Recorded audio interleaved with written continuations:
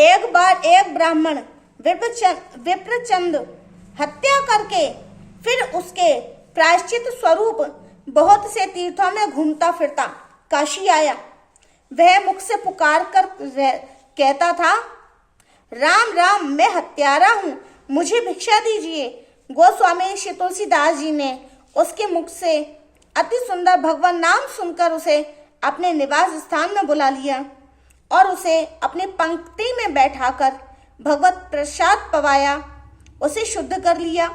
काशी के ब्राह्मणों ने जब यह बात सुनी तो उन्होंने एक सभा की और उसमें श्री तुलसीदास जी को बुलवाया। सभी पंडितों ने आपसे पूछा कि प्रायश्चित पूरा हुए बिना इस हत्यारे का पाप कैसे दूर हो गया। श्री गोसाई जी ने कहा, आपको कैसे विश्वास होगा, सो कहिए। इस पर पंडितों ने कहा, इसके हाथ से यदि श्री शंकर जी का नादिया खा ले तो हम लोग इसे अपनी जाति पंक्ति में ले लेंगे। इस बात को आपने स्वीकार कर लिया और उसे एक थाल में सजाकर प्रसाद दिया। सब लोग काशी में ज्ञान वापी के निकट नंदीश्वर के पास पहुंचे, जहां की शर्त रखी थी। श्री गोसाई जी ने कहा, हे नंदीश्वर, यदि यह ब्राह्मण राम नाम के प्रताप से शुद्ध हो गया है तो आप इसके हाथ से प्रसाद स्वीकार करके नाम महिमा को प्रमाणित कीजिए। ऐसी प्रार्थना सुनकर श्री नंदीश्वर ने प्रसन्न होकर प्रसाद खा लिया। सभी लोगों ने रामचंद्र जी की एवं श्री राम नाम की जय जयकार की और तुलसीदास जी की नाम निष्ठा पर बलिहार हो गए। काशी के पंडितों को गोस्वामी जी से ईर्ष्या हो गई थी। वे दल बांधकर तुलसीदास जी की निंदा करने लगे और उनके द्वारा रचित श्री रामचरितमानस को भी नष्ट कर देने का प्रयत्न करने लगे। उन्होंने पुस्तक चुराने के लिए 2 चोर भेजे। चोरों ने जाकर देखा कि तुलसीदास जी की कुटी के आसपास 2 वीर धनुष बाण लिए पहरा दे रहे हैं। वे बड़े ही सुंदर, श्याम और गौर वर्ण के थे। उनके दर्शन से चोरों की बुद्धि शुद्ध हो गई। उन्होंने उसी समय से चोरी करना छोड़ दिया और भजन में लग गए। इधर पंडितों ने कोई उपाय ना देख श्री मधुसूदन सरस्वती जी को उस पुस्तक को देखने की प्रेरणा दी। श्री मधुसूदन सरस्वती जी ने उसे देखकर बड़ी प्रसन्नता प्रकट की और उस पर यह सम्मति लिख दी। आनंद कानने ह्यस्मिन् जंग मस्तुलसी तरु कविता मंजरी भाति राम भ्रमर भूषिता। इस काशी रूपी आनंद वन में तुलसीदास जी चलता फिरता तुलसी का पौधा है। उसकी कविता रूपी मंजरी बड़ी ही सुंदर है, जिस पर श्री राम रूपी भंवरा सदा मंडराया करता है। पंडितों को इस पर भी संतोष नहीं हुआ। तब पुस्तक की परीक्षा का एक उपाय और सोचा गया। भगवान विश्वनाथ के सामने सबसे ऊपर वेद, उनके नीचे शास्त्र, शास्त्रों के नीचे पुराण और सबके नीचे रामचरितमानस को रख दिया गया। मंदिर में बंद कर दिया गया। प्रातःकाल जब मंदिर खोला गया तो लोगों ने देखा कि श्री रामचरितमानस वेदों के ऊपर रखा हुआ है। अब तो पंडित लोग बड़े लज्जित हुए। उन्होंने श्री तुलसीदास जी से क्षमा मांगी और भक्ति से उनका चरणोदक लिया। एक बार एक ब्राह्मण का देहांत हो गया था। उसकी पत्नी उसके साथ सती होने के लिए जा रही थी। गोस्वामी तुलसीदास जी ने अपनी कुटी के द्वार पर बैठे हुए भजन कर रहे थे। उस स्त्री ने उन्हें दूर से ही देखा तो फिर समीप आकर उसने इनके श्री चरणों में सप्रेम प्रणाम किया। आपने उसे आशीर्वाद देते हुए कहा, सौभाग्यवती हो।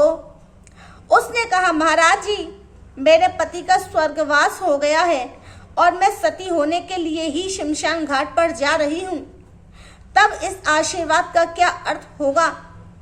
गोसाई जी ने कहा, अब तो मेरे मुख से आशीर्वाद निकल चुका है। तुम और तुम्हारे घर के सभी लोग यदि भगवान श्री राम का भजन करो तो मैं तुम्हारे मृत पति को जीवित कर दूंगा। उस स्त्री ने सभी कुटुंबियों को बुलाकर कहा कि यदि आप लोग सभी सच्चे हृदय से श्री राम भक्ति की दृढ़ प्रतिज्ञा करें तो यह मेरा मृत पति जीवित हो पाएगा। सभी ने सादा स्वीकार कर लिया और श्री राम नाम का संकीर्तन करने लगे। तब गोसाई जी ने उसके मृत पति को सुंदर भक्तिमय जीवन दान दिया। इससे प्रभावित होकर उसके परिवार के लोग भगवत भक्त हो गए। गोस्वामी तुलसीदास जी की महिमा सुनकर दिल्ली के बादशाह ने अपने सेनापतियों को काशी भेजा। उन्होंने आकर काशी के सूबेदार से कहा कि गोस्वामी ने मरे हुए ब्राह्मण को जीवित कर दिया है। यह सुनकर बादशाह उनके दर्शन करना चाहते हैं। उन्हें आदर और सुख सुविधा पूर्वक ले जाया जाएगा। तब सूबेदार ने आकर श्री गोस्वामी जी से बहुत अनुनय विनय की। आपने उसकी प्रार्थना स्वीकार कर ली और काशी से दिल्ली की ओर चल दिए। वहां पहुंचकर बादशाह के पास गए। उसने आपका बड़ा भारी स्वागत सत्कार किया। ऊंचे सिंहासन पर बैठाकर बड़ी मधुर वाणी से बादशाह ने कहा, आपकी करामात का सुयश सारे संसार में फैला हुआ है, मुझे भी कुछ चमत्कार दिखलाइए। गोस्वामी जी ने कहा, ये सब बातें झूठी हैं, चमत्कार दिखाना तो हमें नहीं आता है। हम तो केवल श्री राम जी को जानते मानते हैं, उन्हीं का भजन करते हैं। श्री तुलसीदास जी के उत्तर को सुनकर बादशाह ने कहा, तो अपने राम को ही दिखलाओ, मैं देखूं कि तुम्हारे राम कैसे हैं। ये कहकर उसने इन्हें कारागार में बंद कर दिया। तब आपने अपने हृदय में श्री हनुमान जी का ध्यान करते हुए उनसे प्रार्थना की, प्रभु आप दया के सागर हैं, मुझ दास पर कृपा कीजिए। प्रार्थना करते ही उसी समय करोड़ों नए नए आकार प्रकार के रंग रूप वाले वानर प्रकट हो गए। नगर भर में सर्वत्र लोगों के शरीरों को नोचने लगे, खरोंचने लगे, बेगमों के वस्त्रों को भी चीर फाड़ने लगे। यह उपद्रव देखकर बादशाह की आंखें खुल गईं और वह श्री तुलसीदास जी के पास आया और पैरों में गिरकर बोला, अब तो आप हमें प्राण दान दीजिए, आपके वचनों से ही हम लोग बचेंगे, नहीं तो नहीं। श्री गोसाई जी ने कहा, पहले आप थोड़ी सी करामात और देख लीजिए।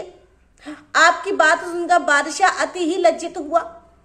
पछताते हुए अपराध को क्षमा करने की प्रार्थना करने लगा। तब वानरों का उपद्रव शांत हुआ। आपने रक्षा की और कहा कि अब तुम्हारा यह किला भगवान श्री राम का हो गया, तुम इसे बिल्कुल छोड़ दो। यह सुनकर बादशाह ने उस किले को छोड़ दिया। दूसरा नया किला नई दिल्ली बनाकर उसमें रहने लगा। गोस्वामी श्री तुलसीदास जी ने दिल्ली से प्रस्थान किया। पुनः वृंदावन में आकर आप श्री नाभा जी से मिले और बहुत प्रसन्न हुए। गोस्वामी जी ने श्री वृंदावन में श्री मदन गोपाल श्री कृष्ण का दर्शन करके प्रार्थना की, प्रभु आपकी यह छवि अवर्णनीय है, परंतु सच्ची बात तो यह है कि भगवान श्री राम मेरे सच्चे इष्ट देव हैं। उस समय आपकी दृष्टि प्रेम में पगी हुई थी। भक्त की भावना प्रार्थना को स्वीकार कर श्री कृष्ण जी ने श्री राम रूप धारण करके उन्हें दर्शन दिया। अपने मन के अनुरूप अपने इष्ट देव की शोभा सुंदरता जब आपने देखी तो आपको अत्यंत ही प्रिय लगी। किसी दिन श्री कृष्ण के अनन्य उपासकों ने कहा भगवान श्री कृष्ण 16 कलाओं से पूर्ण प्रशंसनीय हैं और श्री रामचंद्र जी अंश अवतार हैं। यह सुनकर आपने उत्तर दिया कि अब तक तो मैं उन्हें श्री दशरथ जी का पुत्र परम सुंदर उपमा रहित जानकर उनसे प्रेम करता था, परंतु आज आपके द्वारा मालूम हुआ कि उनमें ईश्वरता भी है। अब उनमें मेरी प्रीति करोड़ों गुनी अधिक हो गई है। तुलसीदास जी अब अस्सी घाट पर रहने लगे। रात को एक दिन कलयुग मूर्त रूप धारण करके उनके पास आया और उन्हें त्रास देने लगा। गोस्वामी जी ने श्री हनुमान जी का ध्यान किया। हनुमान जी ने उन्हें विनय पद रचने को कहा। इस पर गोस्वामी जी ने विनय पत्रिका लिखी और भगवान के चरणों में समर्पित कर दी।